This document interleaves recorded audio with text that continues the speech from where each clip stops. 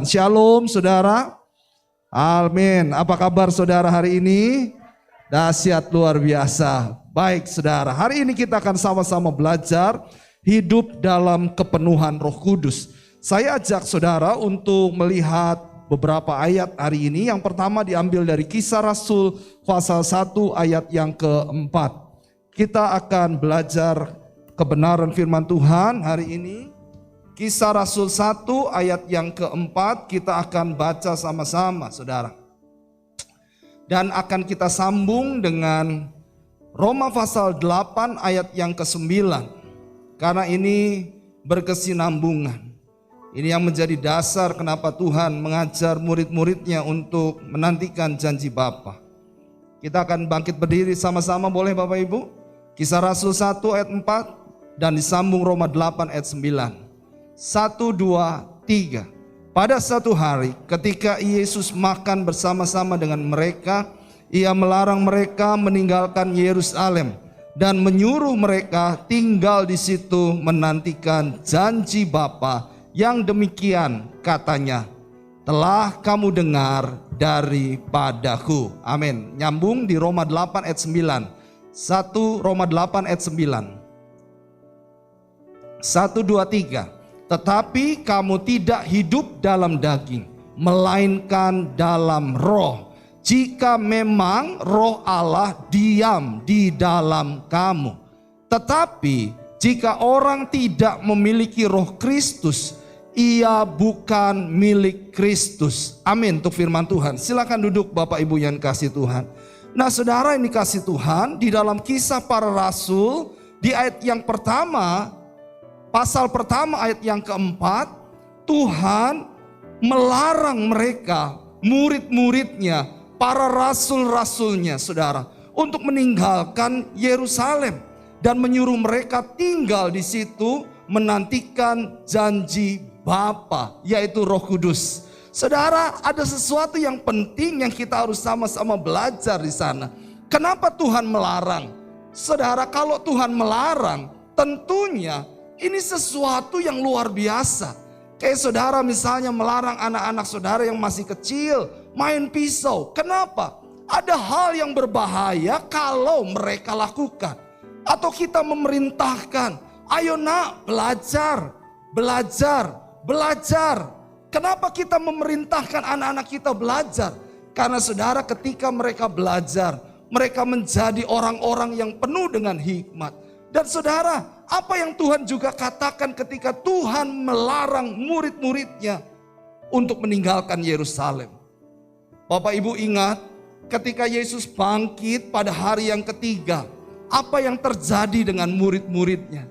2 orang muridnya, salah satu Kleopas pulang ke kampung halaman di Emmaus.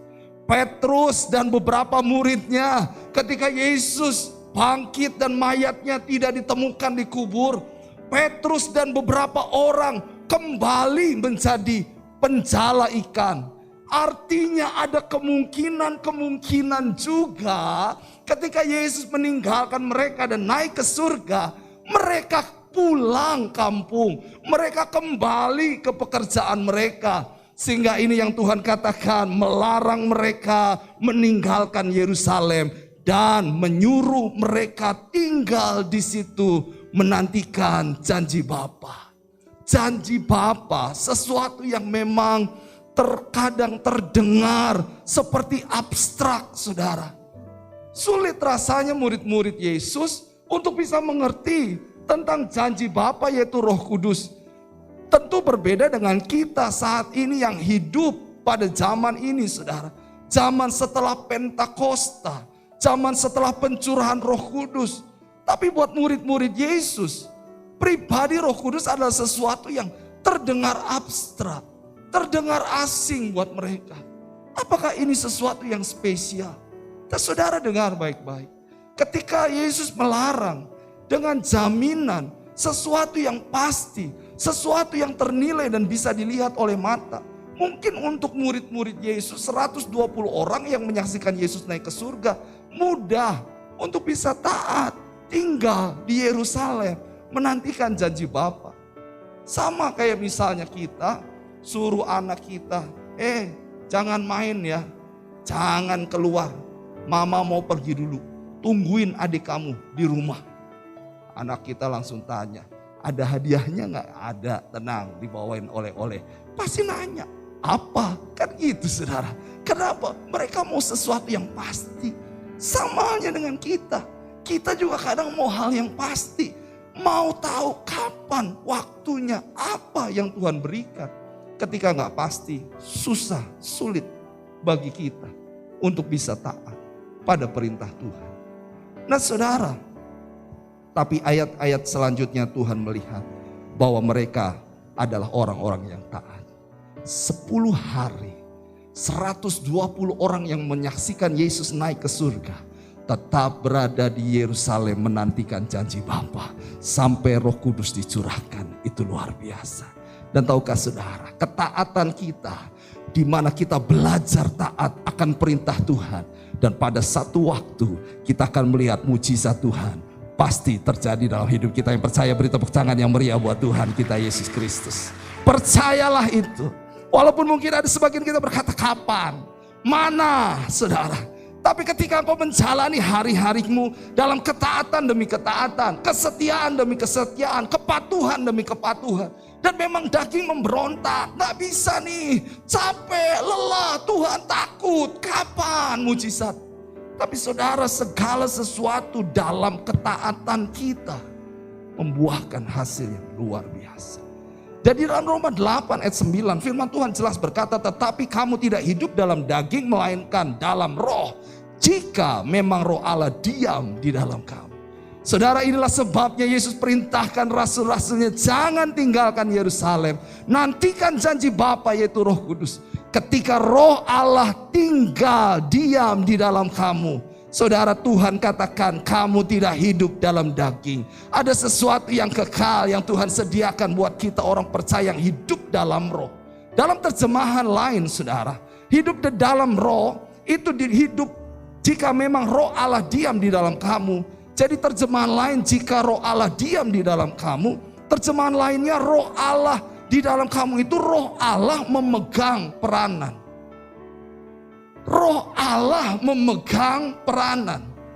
Jadi diam di dalam kita, artinya roh Allah memegang peranan di dalam hidup kita. Bukan cuma diam, tinggal. Lalu kemudian menang baik dalam bahasa Jermannya.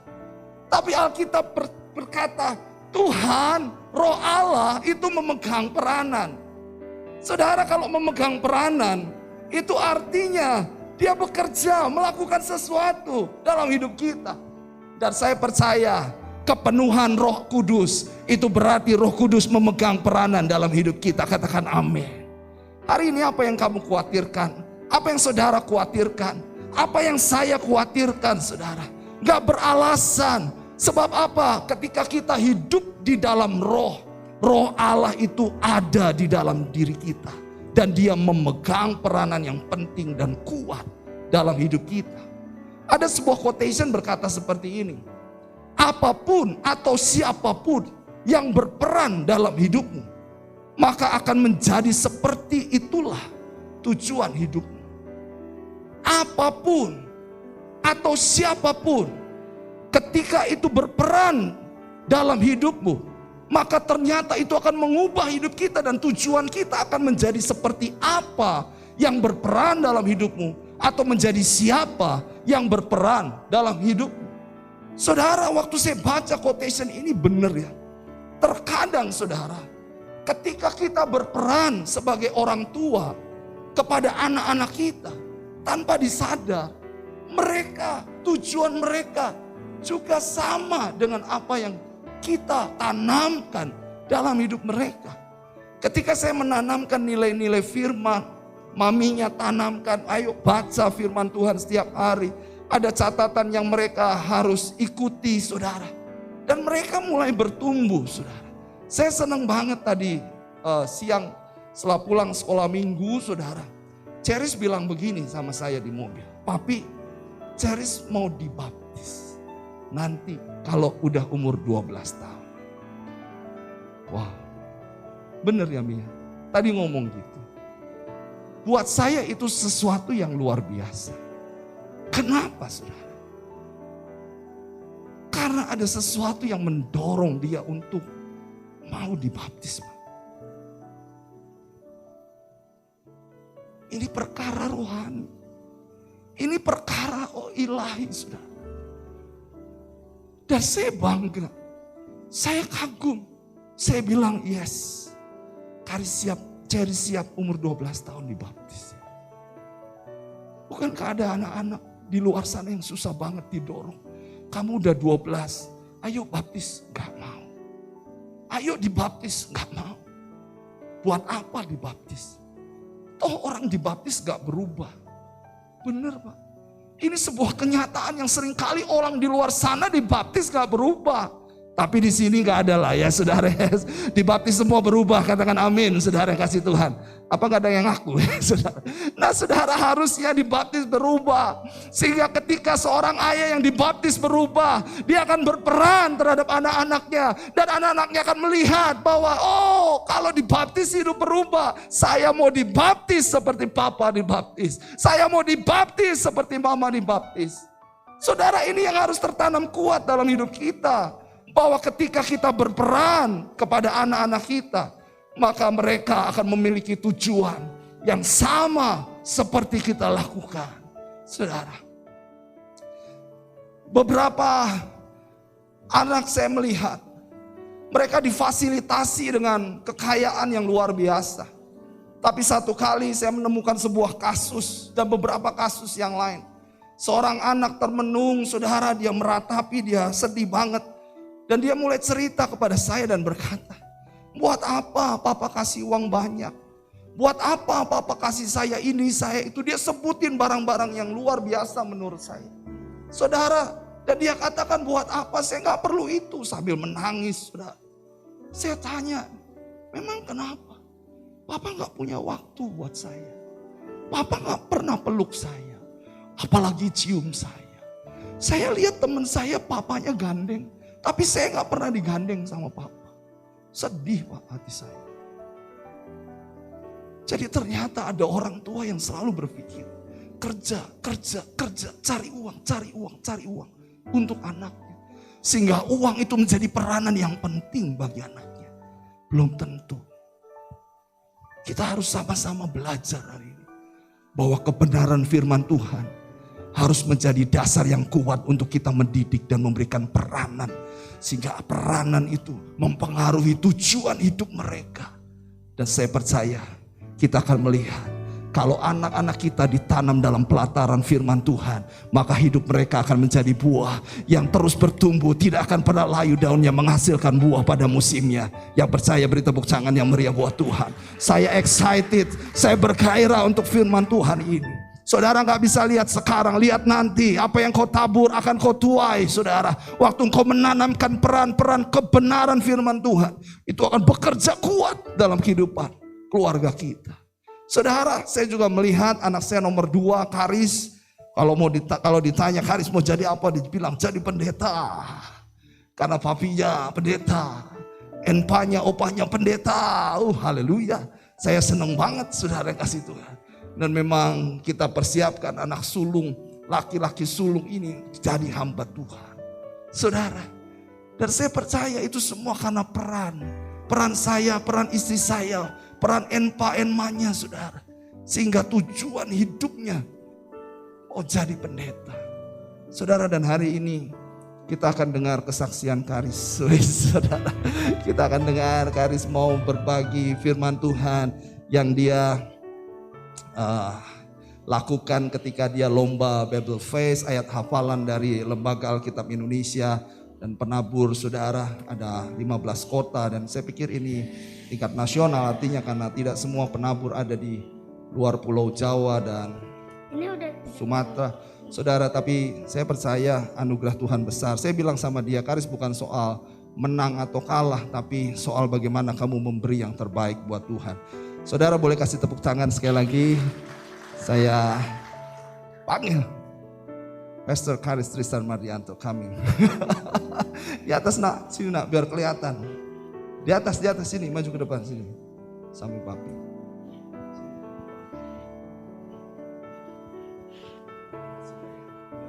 Baik saudara, silakan Karis. Shalom Bapak Ibu jemaat dikasih Tuhan. Perkenalkan, nama saya Karis Tristan Mardianto. Saya murid kelas 1 SDK BPK Penabur Jamblang Cirebon. Firman Tuhan yang Karis bacakan ini terambil dari 2 Korintus 9 ayat 7. Hendaklah masing-masing memberikan menurut hatinya. Jangan dengan sedih hati atau karena paksaan. Sebab Allah mengasihi orang yang memberi dengan sukacita.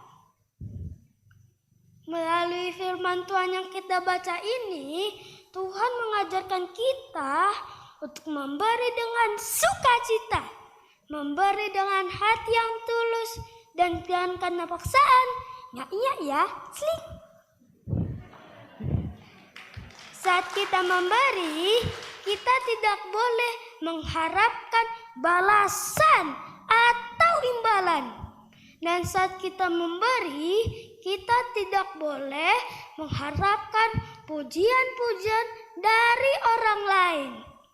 Kita harus sadar bahwa Allah terlebih dahulu mengasihi dan memberi yang terbaik buat hidup kita. Oleh karena itu, kita juga harus belajar memberi seperti Allah sudah memberi bagi kita, yaitu memberi dengan sukacita. Amin. Tuhan Yesus memberkati. Haleluya. Boleh kasih tepuk tangan sekali lagi Bapak Ibu yang meriah buat Tuhan. Amin. Tuhan kita baik, Tuhan kita luar biasa. Thank you Karis. Tuhan memberkati. Nah saudara yang dikasih Tuhan, saya sangat bersyukur dengan apa yang Tuhan kerjakan dalam hidup keluarga kami.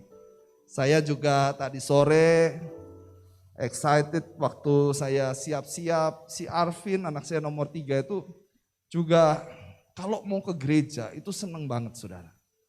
Bahkan tadi sore itu, tadi siang badannya rada anget, maminya kasih obat.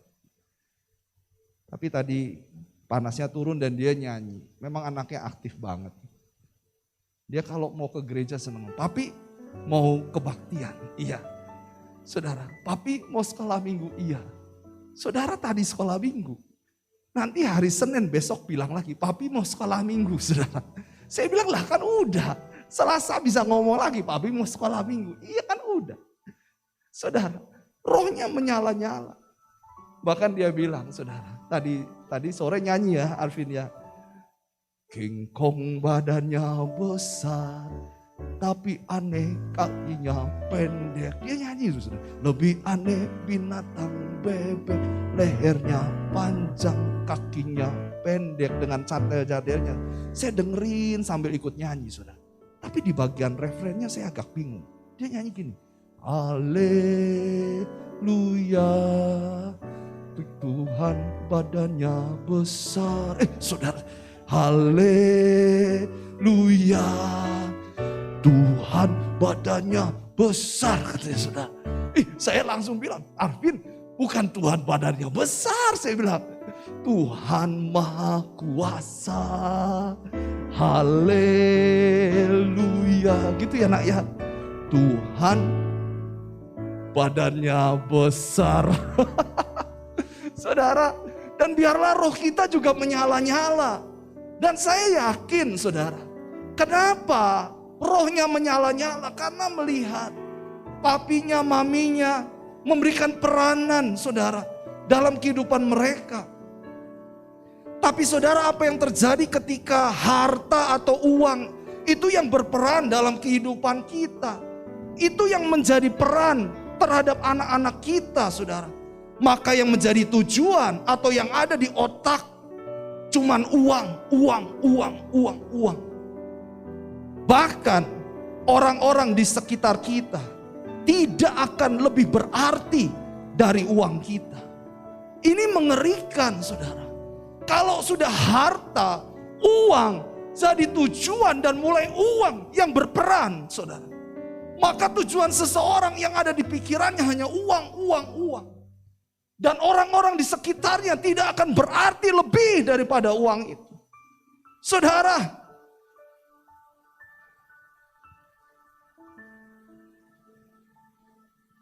saya selalu belajar untuk menepati janji saya kepada anak-anak, kepada keluarga.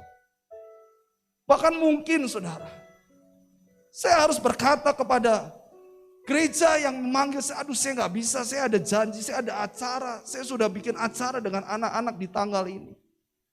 Jujur, bukankah seringkali kalau pelayanan identik dengan persembahan kasih? Tapi saya mau tanamkan dalam tujuan hidup saya bukan uang. Tapi soal komitmen yang saya mau tanamkan atas keluarga saya. Dan itu yang akan terus berkembang. Berapa banyak mungkin orang tua yang menggeser janjinya, komitmennya kepada anak-anak karena uang. Sehingga mereka berkata, papa jahat. Papa gak tepati janjinya. Papa bohong, saudara.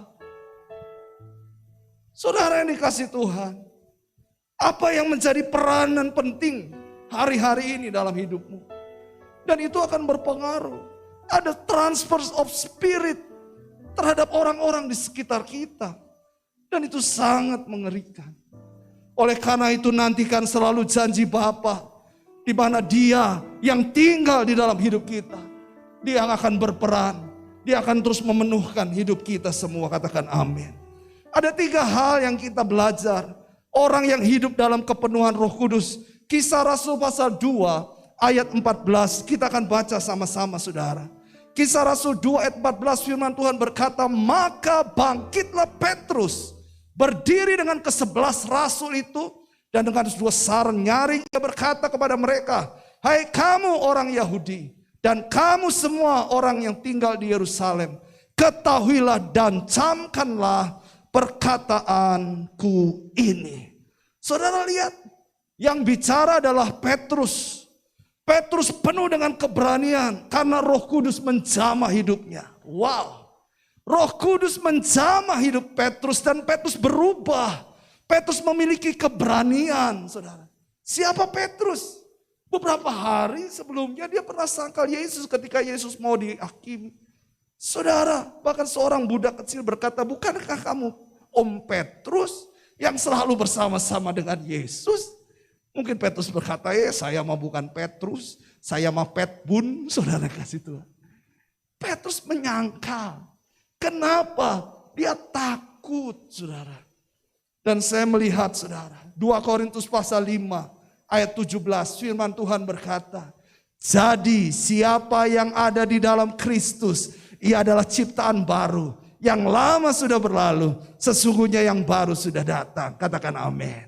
Inilah sebabnya kenapa Roh Kudus tinggal dan berperan dalam hidup kita. Dia memubahkan setiap kita untuk memiliki keberanian yang luar biasa. Pak, Bu, Petrus yang tadinya penakut diubah setelah dia mengalami baptisan Roh Kudus menjadi berani menyatakan Yesus Kristus itu Tuhan. Saudara, kalau saya bayangkan waktu mereka menyangka 12 rasul dan yang lain itu mabok, saudara.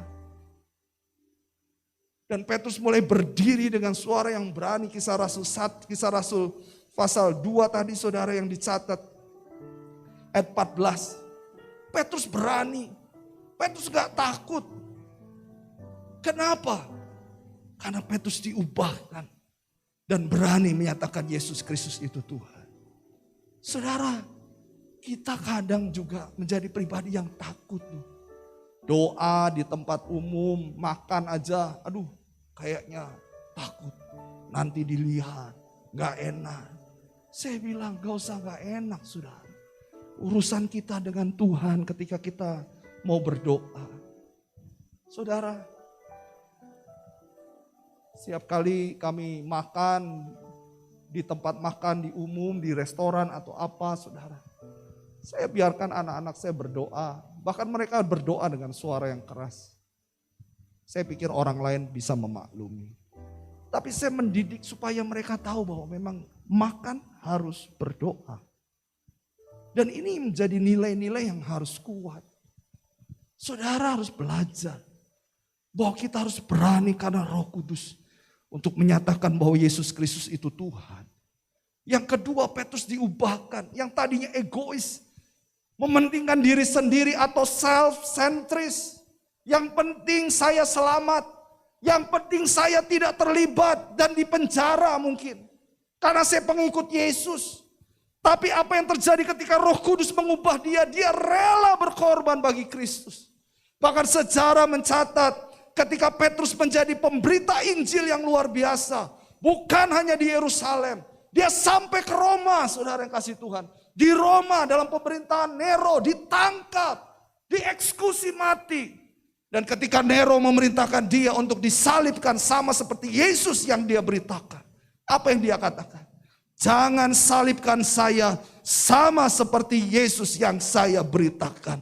Sebab saya tidak layak mati sama seperti Yesus yang saya beritakan. Salib saya dengan kepala di bawah, kaki di atas. Dan Nero lakukan itu. Dan akhirnya Petrus mati disalib dengan kepala di bawah, kaki di atas. Petrus begitu berkorban melayani Tuhan Allah yang hidup. Kenapa? Karena Roh Kudus. Hari ini kalau ada di antara Bapak Ibu sidang jemaat yang mulai suam, rasanya males-malesan ya, melayani kok kayaknya berat ya. Saudara kembali minta, Roh Kudus jamah hatiku. Saya percaya ketika Roh Kudus menjamah kita, ada sebuah semangat yang baru, saudara. Melayani bukan soal A, B, C, dia, bukan saudara. Tapi dia, Allah yang kita sembah di dalam Yesus Kristus. Dan ketika kita mulai padam, sama seperti Petrus mulai egosentris. Dia minta Roh Kudus menjamah dia. Dan pada akhirnya Roh Kudus jamah. Dan dia menjadi pribadi yang Kristosentris. Berpusat pada Kristus. Bahkan rela mati bagi Kristus. Yang kedua, ketika Tuhan Roh Kudus memenuhi seseorang. Kisah Rasul 1 ayat 8 firman Tuhan mencatat seperti ini. Tetapi kamu akan menerima kuasa kalau Roh Kudus turun ke atas kamu. Dan kamu akan menjadi saksiku Yerusalem dan di seluruh Yudea dan Samaria dan sampai ke ujung bumi. Lihat saudara, jadi Roh Kudus yang memenuhi hidup kita, dia berperan. Dia menjadi pembela, saudara. Tapi dia juga memberi kuasa kepada kita. Menjadi saksi. Ini artinya sebuah kehidupan yang berdampak, saudara. Kehidupan yang menjadi berkat. Sebab kata kuasa dalam Kisah Rasul 1 ayat 8. Itu dipakai kata dunamos dalam terjemahan aslinya. Atau dynamite, saudara. Dinamit, bom itu saudara. Dan ketika bom itu meledak, boom, saudara. Apa yang terjadi? Ada satu dampak di sekitar. Begitu juga dengan kita. Ketika Roh Kudus menguasai hidup kita. Kita menjadi pribadi yang berdampak buat orang lain. Pembantu kita mengalami anugerah Tuhan. Karena bekerja kepada kita. Istri kita, anak-anak, keluarga kita. Mengalami anugerah melalui hidup setiap kita. Jangan sampai saudara pembantu kita berkata, aduh saya mah kerja sama Taci itu mah gak enak, pelit. Saudara, ada makanan satu, udah 2 hari aja itu disimpan. Ya dikasih saya gitu saudara. Kasihlah saudara. Dan saya percaya, waktu saudara menabur kebaikan, kebaikan gak sadar akan diceritakan ke orang lain. Tapi tentu bukan itu tujuannya. Tapi bagaimana benih kebenaran, kebaikan itu akan bertumbuh.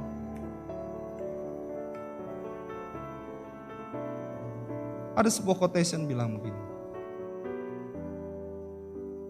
Jangan pernah berharap ada kebaikan yang kau tuai. Ketika engkau menabur, tidak pernah menabur kebaikan. Tapi walaupun ada kejahatan yang ikut tumbuh, ada hal yang tidak baik ikut tumbuh. Saat kebaikan itu mulai engkau tuai karena apa yang kau tabur. Jadi saudara, walaupun kebaikan tidak selalu melulu feedbacknya hal yang baik, ada hal yang tidak baik kadang ikut terbawa. Tapi tetap kebaikan akan menumbuhkan kebaikan. hidup kita harus jadi berkat hari ini. Sekecil apapun, kebaikan harus mengalir dalam hidup kita. Kalau Bapak Ibu lihat, kehidupan para rasul itu berdampak luas sampai hari ini. Saudara, bayangkan mulai dari Yerusalem, pergerakan Pantekosta itu terjadi hebat. Petrus sekali khotbah, ada ribuan orang bertobat. Ada kehausan yang dalam, Pak. Dan ini terjadi sampai hari ini. Bahkan orang-orang yang ada di pedalaman suku terabaikan, saudara. Bukan suku terasing, suku terpencil, suku terabaikan yang ada di luar dari perhatian pemerintah. Hari-hari ini ada loh orang para misionaris dari kita, dari Indonesia, saudara, termasuk dari GBI yang berkorban untuk melayani mereka. Mereka yang masih tinggal di pohon. Mungkin dipanggil, turun dengan bahasa mereka, saudara. Dan mereka mulai turun, lalu mereka dengar firman. Dan mereka mulai dibukakan hatinya untuk Roh Kudus dan terima Yesus sebagai Tuhan dan Juru Selamat. Kenapa? Karena ada orang-orang yang berani bayar harga untuk itu. Saudara yang dikasih Tuhan, permulaan pergerakan Kristen di Yerusalem setelah Yesus naik ke surga, itu mulai bergerak. Mulai ke Palestina, mulai ke sekitar Laut Tengah, mulai ke Roma, dan sampai ke ujung-ujung bumi. Beri tepuk tangan yang meriah buat Tuhan kita. Itu kenapa? Karena kuasa, saudara. Karena kuasa yang hadir dan berperan dalam kehidupan orang-orang yang memang rindu dipenuhkan bagi kerajaan Allah. Saudara, yang ketiga, kita belajar hari ini. Roh Kudus memenuhkan kita sehingga kita hidup dalam kepenuhan Roh Kudus. Hidup dalam peranan Allah yang luar biasa. Sehingga kita dimampukan berani berubah. Kita dimampukan memiliki kuasa. Tapi yang ketiga, kita juga mengalami pertolongan. Yohanes 14 ayat 6. Ini ayat yang terakhir, firman Tuhan berkata, aku akan meminta kepada Bapa dan Ia akan memberikan kepadamu seorang penolong yang lain supaya Ia menyertai kamu selama-lamanya. Lihat saudara, Tuhan katakan aku minta kepada Bapa, Ia akan memberikan kepadamu penolong yang lain supaya Ia menyertai kamu selama-lamanya. Yesus menyebut Roh Kudus sebagai penolong dan diterjemahkan dalam bahasa Yunani Parakletos, yang harafiah berarti seseorang yang dipanggil untuk mendampingi agar menolong. Wow, saudara. Jadi Roh Kudus adalah pribadi yang diminta, dipanggil Bapa untuk hadir dalam hidup kita. Tapi Dia juga akan mendampingi dan menolong hidup kita. Makanya saudara, Parakletos diterjemahkan juga dengan penasihat, penguat, penghibur, penolong, pembela, juru selamat, bahkan sahabat. Saudara, kita kadang sungkan yang ngomong, cerita masalah kita, beban kita ke orang lain. Tapi saudara, saya mau katakan, kita punya Roh Kudus, Allah yang hadir dalam hidup kita, katakan amin. Ketika engkau cerita, engkau menangis, engkau bisa bilang Roh Kudus, engkau yang ada dalam hidupku, engkau yang menguatkan aku dan aku percaya engkau akan bekerja dalam hidupku. Dan saudara lihat, saat kita angkat tangan, Roh Kudus turun tangan dan menolong setiap kita. Makanya sebuah pujian berkata, sujud di altarnya, ku bawa hidupku, ku terima anugerahnya, diampuniku dan bebaskanku.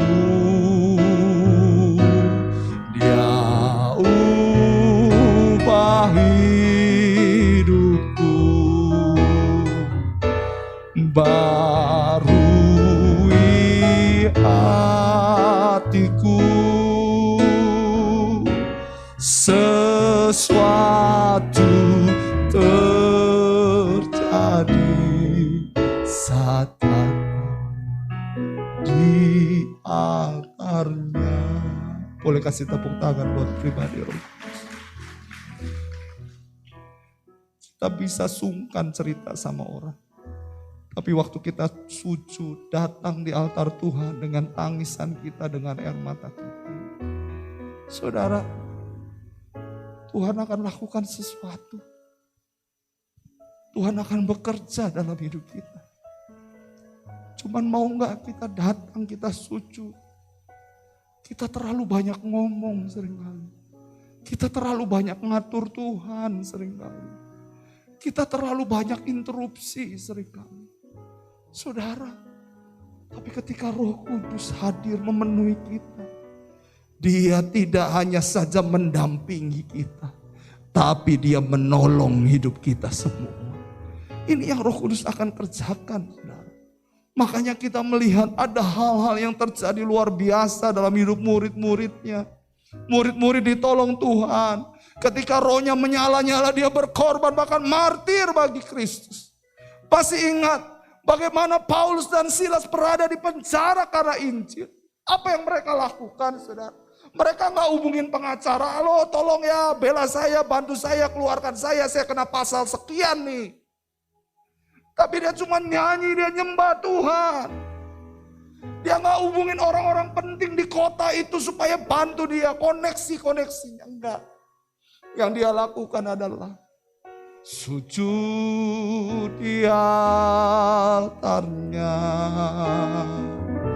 Ku bawa hidupku, Tuhan ampuni, ku terima anugerahnya. Dia ampuniku, Dia bebaskan. Amin lu saudara. Ini yang kita harus sama-sama menjadi nilai-nilai yang kuat dalam hidup kita. Hanya sujud di altarnya. Orang lain gak bisa ngerti kita kadang. Suami istri bahkan gak bisa ngerti kita kadang. Tapi Roh Kudus gak cuma ngertiin saudara, ngertiin saya. Waktu engkau sujud di altar, Dia akan bekerja dalam hidup kita. Sehingga kita akan berkata, bukan karena kuat dan gagahku, tapi semua karena pertolongan Tuhan. Roh Kudus, beri tepuk tangan yang meriah sama-sama.